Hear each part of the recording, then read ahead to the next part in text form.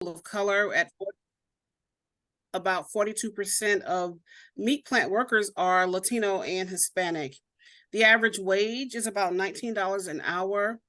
And the animal slaughtering and processing industry employs more than about 515,000 people, and that was in 2021, according to the North American Meat Institute labor statistics. Production workers in the meat processing industry are comprised of about 330 people. And generally, those people are production line supervisors, they're operating workers, processing workers, butchers, and meat cutters. The slaughterers and the meat packers comprise about 78,000 people. And the meat sales in the retail locations total about $82 billion. And that was as of 2021. Those statistics are from that year. So I'm not really sure if the numbers have gone up or down, but I would just hasten to say that it's probably gone up. Next slide. So when we're talking about workers in the animal slaughtering and meat processing industry, then we're looking at the demographics. And what you see on this chart is that majority of the workers, as I just mentioned, are non-white people. So at 80.8% who are in the meat packing industry, frontline meat packing workers. And then you have laborers and freight stock and material movers and handlers. They're at 68.8%, and 75.3% are the packers and the package handlers. So these numbers are really high as it relates to non-white workers, but also most of them are foreigners. They're immigrants, which is the Hispanic population. And then you have a great majority of them, 200%, are living below the poverty line. Next slide. So the top paying states for slaughterers and meat packers, according to the U.S. Bureau of Labor and Statistics in 2023, Maryland, Nebraska, Kansas, Minnesota, and Arizona. So, and you see here on this chart where it talks about the number of people who are employed per state. And then also the average the mean wage that they're making, and their annual wage as well. Next slide. So on this chart, it shows you the annual mean wage of slaughterers and meat packers by state. This is as of May 2023. And where you see the white, those is just the statistics are not available for those states during that time.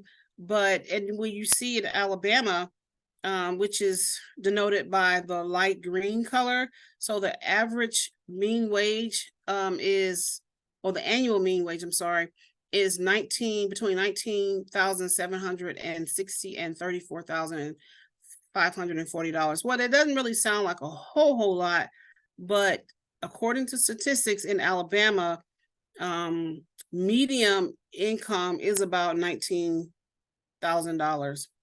Next slide.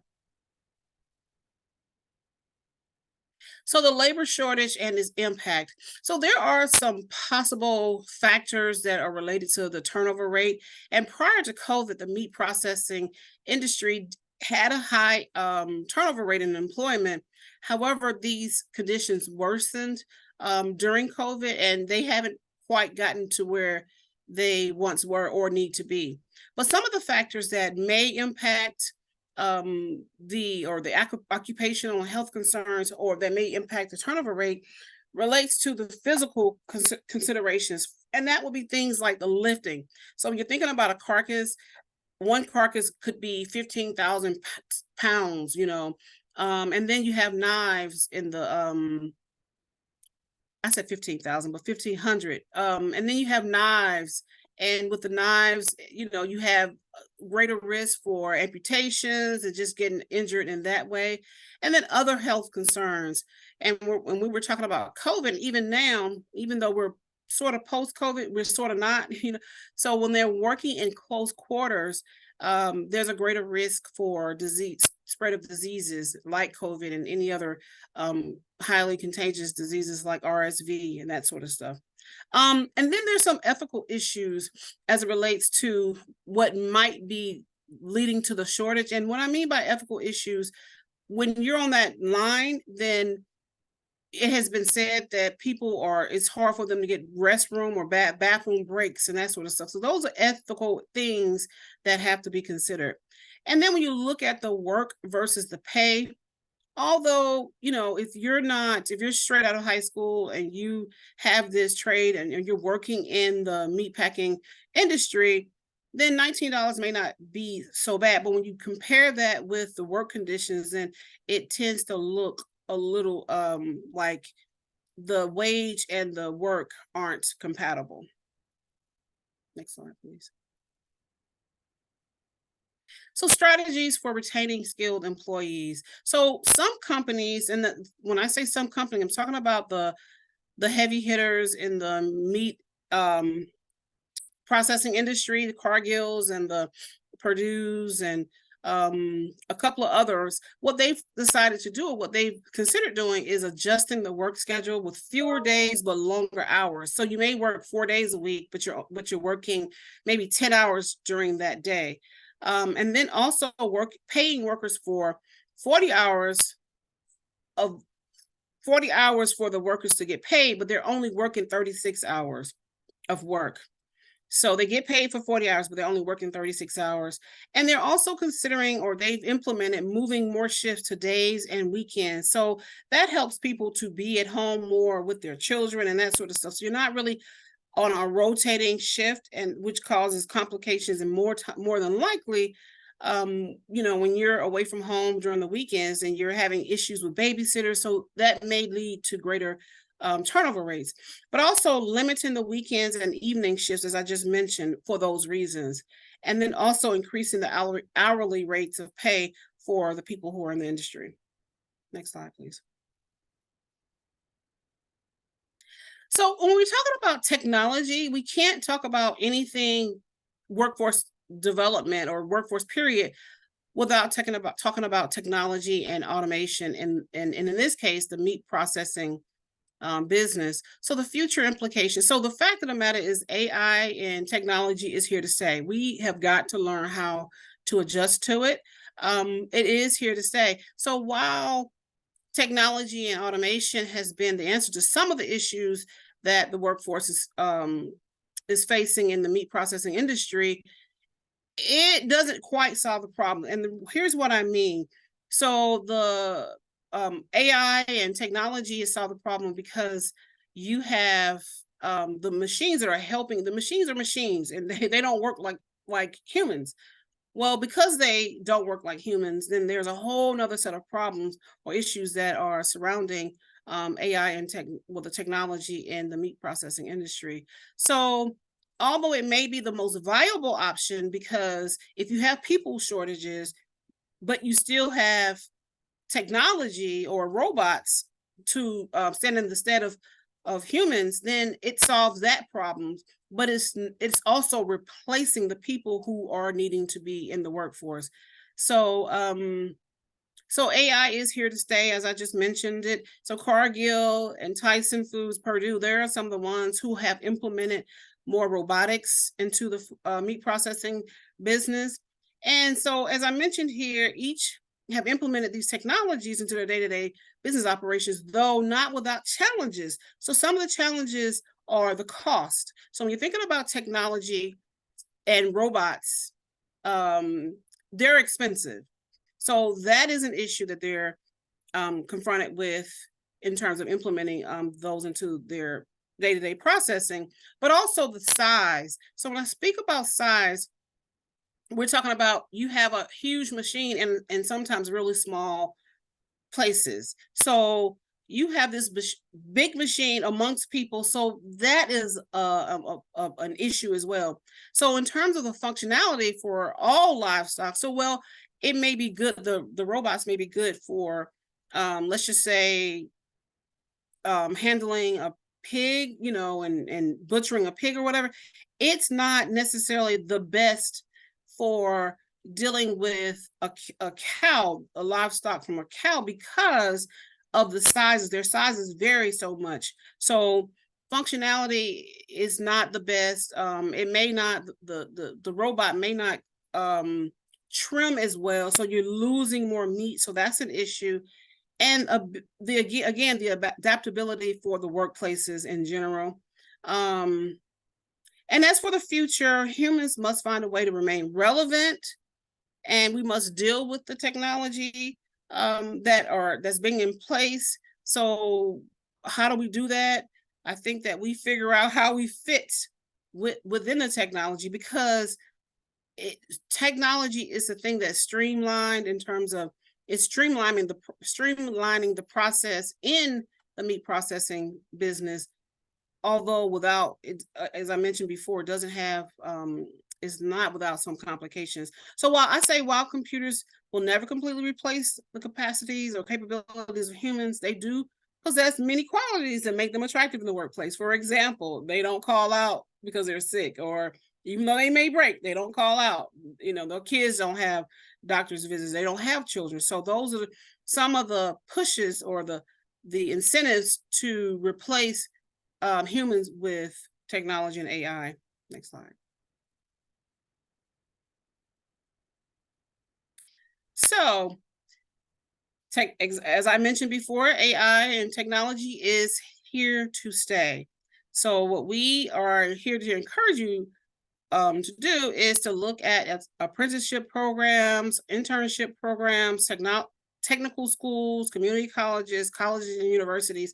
These are all gateways into the meat packing business. So, and we just encourage the communities to embrace this, and to just in order to beef up their workforce in this area, in the Black Belt communities. Next slide.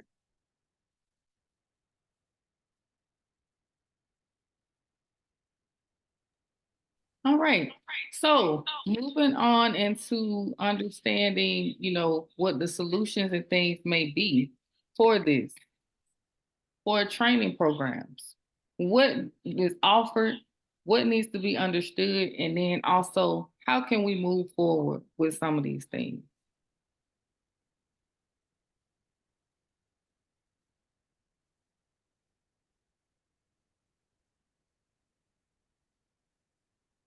Now, with the training programs, there are several that we've researched and we've seen so far. I'm just going to mention a few, but the purpose of me mentioning a few of these things is to kind of see where you are, and then what you can do to move forward within your facility or with your operation, and then what are the needs and the gaps to move forward for this. Now, for the training programs, they are some that are in different states.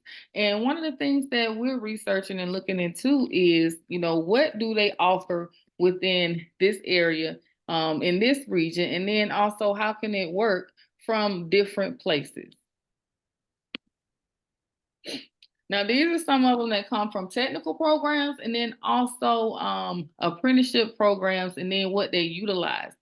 This one you'll see from Northwood Technical College. This would be located in Wisconsin. So they do have these types of training programs within, that area, that sector. But the question would be where you are, what exists, and then how can it benefit you?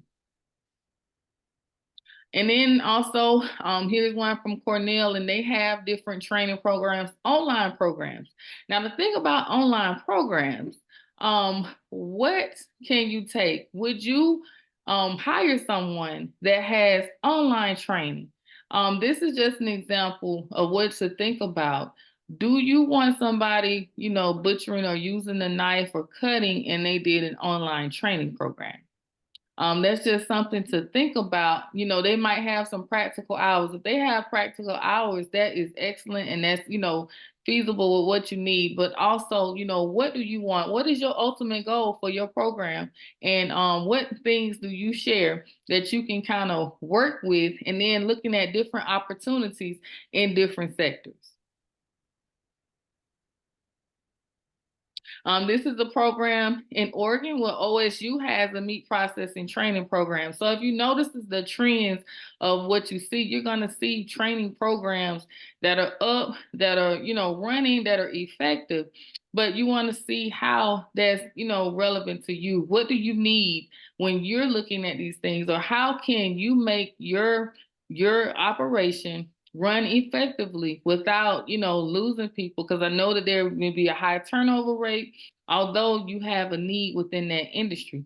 So utilizing, these things can help with, moving forward. And the ultimate goal for this is to kind of give you information based off of what we see and what, the things that have been shown, looking at the statistics of the programs, and then also being able to have a discussion about what is going on in your operation. So that's the surprise component of it, but we will be discussing that to see how you can address it, if you feel comfortable with that. And then also, being able to get help with, the things that you need and the things that you see.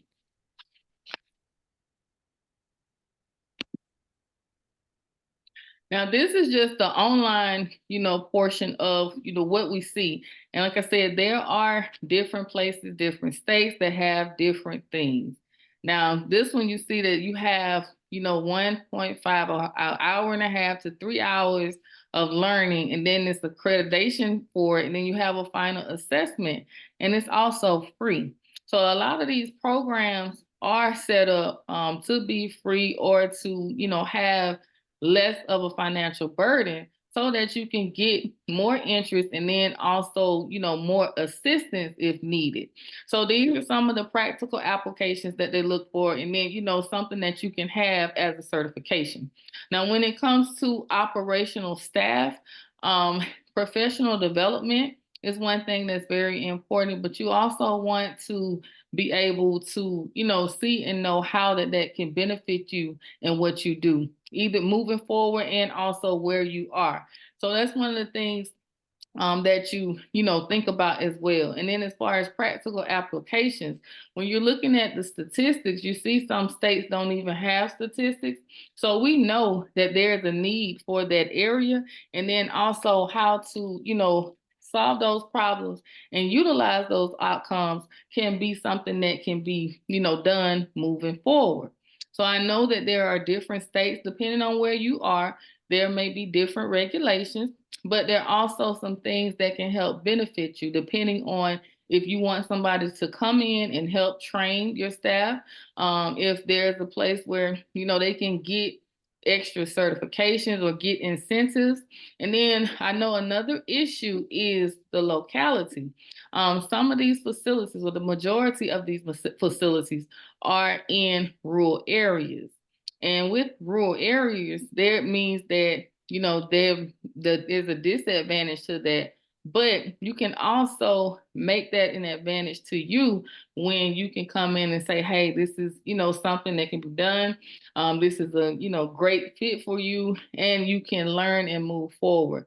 And the apprenticeships and internships that I've seen before, some of them can last up to 3 years. They'll take you in, within their area and their operation, and they'll train you throughout so that you can go back out and use those skills that you have to move forward within that area.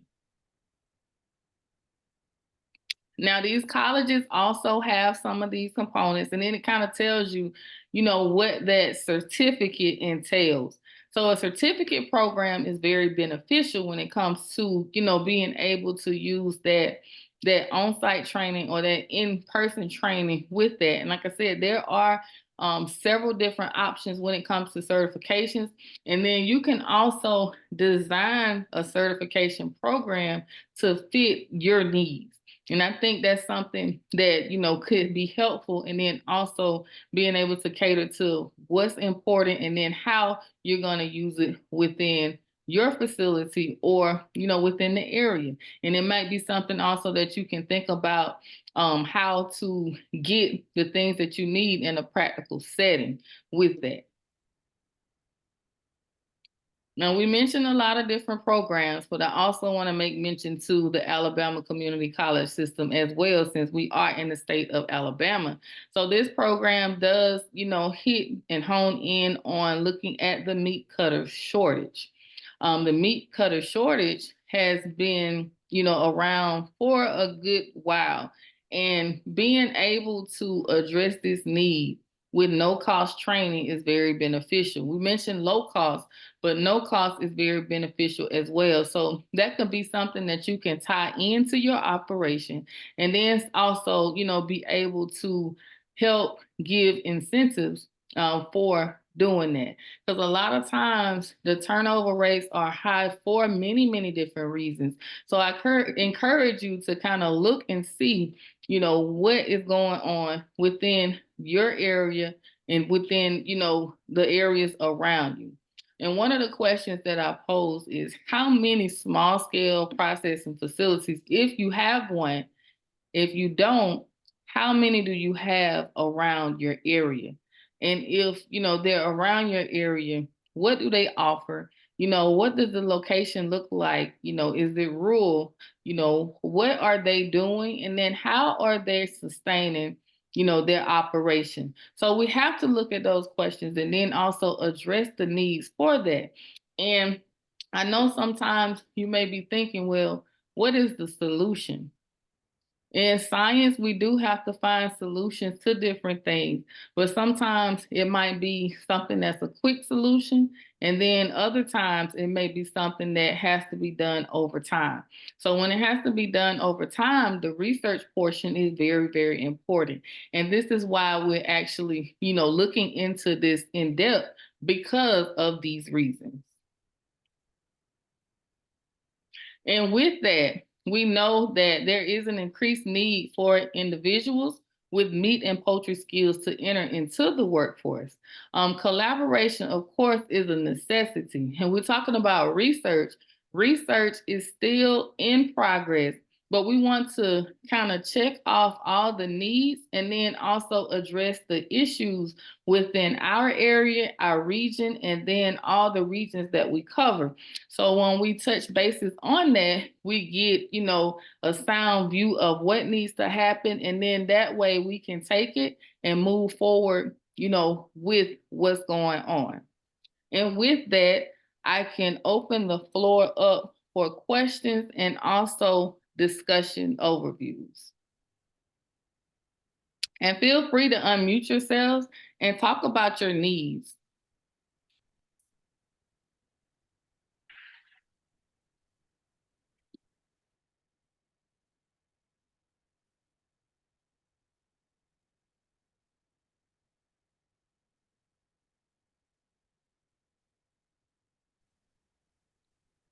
I have a need. I'm in South Carolina and I'm working with a fellow farmer who wants to open a meat processing center, but we don't have the resources to do so. Are there any recommendations for that?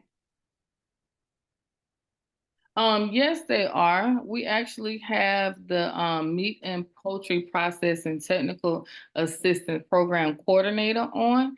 And Ms. Royal, do you mind speaking on that?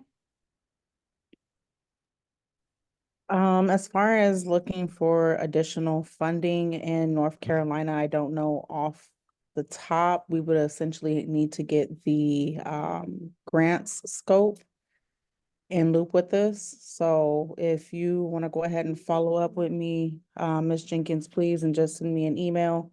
And therefore I can go ahead and make sure we can get some information for you.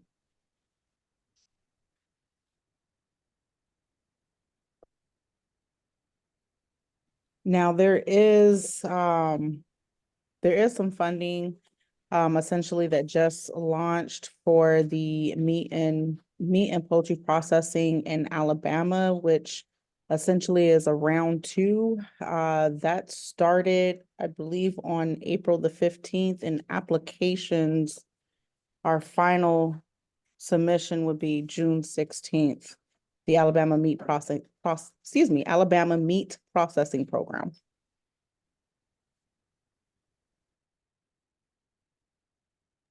Thank you. And then you had another part of the question you were asking about how to get started.